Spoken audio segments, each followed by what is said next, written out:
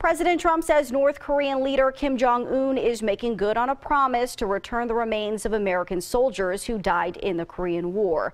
The president says some remains are on their way to the U.S. Eyewitness News reporter David Spunt talked to a local veteran of the war who welcomes this news.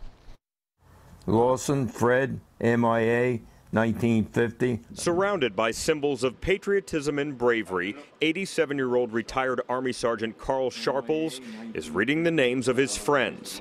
Friends he hasn't seen in almost 70 years. They died in the Korean War and their bodies were never returned to their families. It really gets to me. These guys never came home. I did, you know. And I feel bad. But that may soon change for some of the men on this list. Earlier this week, North Korean leader Kim Jong-un promised President Donald Trump he would return the remains of American soldiers who died in North Korea during the war. Sharples is optimistic but skeptical about the North Korean pledge. I don't trust them. There are 20 names on this list. All died, and all were in Sharples' army company. So I'm hoping when they go up to Unsan, which is in North Korea, that they do come back with more remains. If you head to Society Hill, you'll find this beautiful Korean War memorial.